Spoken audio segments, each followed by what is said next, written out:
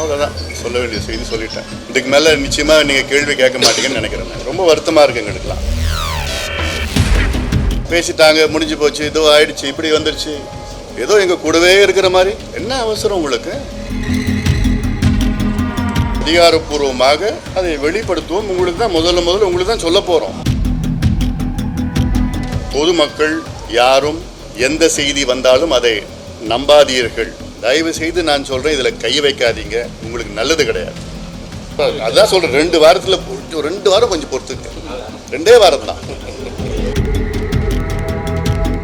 உங்களுடைய அவசரத்திற்காக எங்களால் செயல்பட முடியாது.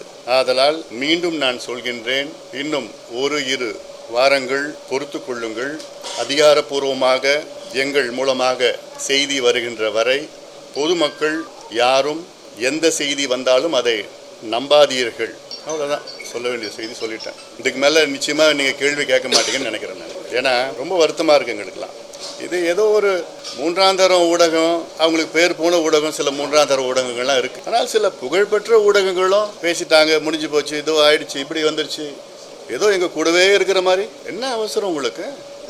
ஒரு கூட்டணி என்பது ஏதோ திடீர்னு வந்தோமா முடிச்சோமான்னு இருக்க போகிறது கிடையாது. பல கட்சிகளை சார்ந்து இருக்கிறது. அதனால் பேசிக்கொண்டிருக்கின்றோம். 1-2 வாரத்தில் நாங்கள் முடிவெடுப்போம். அதிகாரப்பூர்வமாக அதை வெளிப்படுத்துவோம். உங்களுக்கு தான் முதல்ல உங்களுக்கு தான் சொல்ல போகிறோம். அதில் சிலர் எங்களை கொச்சைப்படுத்தி கேவலப்படுத்தி வேண்டுமென்றே பரப்பி கொண்டிருக்கின்றார்கள். அதை கண்டிக்கின்றேன். நிறுத்தி கொள்ளுங்க. அடுத்தது பொதுக்கூட்டத்தில் நம்ம பார்க்கலாம். பொதுக்கூட்டத்தில் இதுக்கு மேலே கொஞ்சம் செய்தியெல்லாம் உங்களுக்கு சொல்கிறேன். நான் வள்ளலாருடைய பெருவெளி இடத்துல திடீரென்று தமிழக அரசு ஒரு வள்ளலார் சர்வதேச மையம் என்று அறிவித்தார்கள். அந்த அறிவித்த நேரத்திலே நாங்கள் அதை வரவேற்றோம். இது நிச்சயமாக அவசியமானது. வள்ளலாருடைய புகழ் உலக அளவிலே பரவ வேண்டும் நோக்கம். ஆனால் அதன் பிறகு ஒரு அறிவிப்பு, இங்கே இந்த பெருவெளி இடத்தில் 70 ஏக்கர் இடத்துல இதில் மிகப்பெரிய அளவிலே கட்டுமானங்களில் நாங்கள் கட்டுவோம், வணிக வளாகங்கள் எல்லாம் கட்டுவோம் என்றெல்லாம் அறிவித்தது. இது ஏற்புடையதல்ல. இது மக்கள் ஒரு துளியும் விரும்பவில்லை. இந்த வடலூர் பகுதி மட்டுமில்லை, இந்த மாவட்டம் மட்டுமில்லை, தமிழக மக்களும் உலகம் முழுவதும் இருக்கின்ற வள்ளலார் பக்தர்கள் யாருமே இதை விரும்பவில்லை. தயவு செய்து நான் சொல்கிறேன், இதில் கை வைக்காதீங்க, உங்களுக்கு நல்லது கிடையாது. இங்கே இருக்கிற அமைச்சர் அது தெரியாமல், அவருக்கு புரியாமல் அவர் நடந்து கொள்கிறாரு. இது மக்களுடைய விருப்பமாக நான் சொல்கிறேன், மீண்டும் சொல்கிறேன், இது மக்களுடைய விருப்பம். அது அதனால் வேறு எதோ கை வச்சாங்க, ஆனால் இதில் கை வைக்காதீங்க. இது வேறு விதமாக போகும். இது நீங்கள் கட்டுங்க. பக்கத்தில் எவ்வளோ இடம் இருக்குது. என்எல்சி இடம் 40,000 ஏக்கர் இருக்குது. அதில் ஒரு 1000 ஏக்கர் எடுத்துக்கங்க. இந்த தெருவில் இந்த விருதாச்சலம் சாலையில் இடம் இருக்குது, சேத்தியாத்தோப்பு சாலையில் இடம் இருக்குது, கடலூர் சாலையில் இருக்குது, பண்ருட்டி சாலையில் இருக்குது, எல்லா சாலையிலும் இடம் இருக்குது. 500 ஏக்கர் 1000 ஏக்கர் எடுங்க. அங்கே கட்டுங்க, பெருசாக கட்டிட்டு போங்க. சென்னையில் கட்டுங்க, சென்னையில் இது போன்ற பெருசாக கட்டுங்க. உங்களுக்கு விருப்பம்னா அங்கே சென்னையில் பெரிய அங்கே மற்றவங்க கட்டுறது போல் உங்களுக்கு போட்டி போடணுன்னா கட்டிட்டு போங்க. இன்னும் நல்ல மக்கள் அங்கே இன்னும் வருவாங்க. வள்ளலாருடைய புகழ் இன்னும் வெளியில் வரணும். அதனால் அது எண்ணம் அது சரியானதாக இருக்கிறது. ஆனால் எந்த இடத்துல செய்யணும்? ஏன்னா இங்கே இந்த பெருவெளியில் பார்த்தீங்கன்னா, வடலூரில் உள்ள வள்ளலாருடைய பெருவெளி இடத்துல, திருக்கோயில் இருக்கிற இடத்துல ஒவ்வொரு தைப்பூசம் மட்டும் இல்லை, ஒவ்வொரு பூசமோ ஒவ்வொரு மாதமும் அங்கே 10 லட்சம் பேர் கூடுவாங்க. வள்ளலாருடைய நோக்கமே அங்கே வேறு எதுவுமே இருக்கக்கூடாது.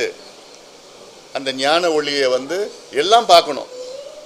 7 திரைகளை 7 கதவுகள் திறந்த உடனே அது சுற்றி இருக்கிற மக்கள் எல்லா திசையிலேருந்து அதை பார்க்கணும், அந்த ஒளியை பார்க்கணும், தீபத்தை பார்க்கணும். அவரை பொறுத்த வரைக்கும் கடவுள் தீபம் மூலமாக, ஒளி மூலமாக நாம் உணரலாம் அப்படின்னு வள்ளலாருடைய கொள்கை. அதை நம்ம மதிக்கணும். அதனால் இங்கே கை வைக்காதீங்க.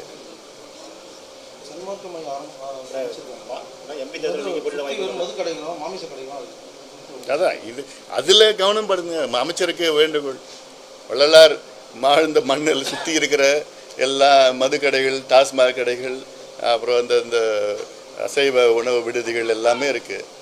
அவருடைய கொள்கையை நீங்கள் கடைபிடிக்கணும்னா முதல்ல இந்த கொள்கையை நீங்கள் நடைமுறைப்படுத்துங்க. அதை விட்டுட்டு நீங்கள் இந்த மையத்தை நாங்கள் கட்டுவோம், கட்டுமானங்கள் பண்ணுவோம், இன்ஃப்ராஸ்ட்ரக்சர், இதெல்லாம் இது அப்படிலாம் இல்லை. இது இது புனிதமான மண், இது புனிதமான இடம். அது இந்த புனிதத்தை கெடுக்காதீங்க. சரி, நிறைய தொகுதிகள் ரொம்ப சாதகமாக இருக்கும். நன்றி நன்றி நன்றி, மிக்க நன்றி. அடுத்தது பொதுக்கூட்டத்தில் பார்க்கலாம். நன்றி. இன்னும் 2 வாரத்தில் உங்களுக்கு தெளிவாக சொல்லிடுறேன். அதான் சொல்கிறேன், 2 வாரத்தில் 2 வாரம் கொஞ்சம் பொறுத்துங்க. 2 வாரம் தான்.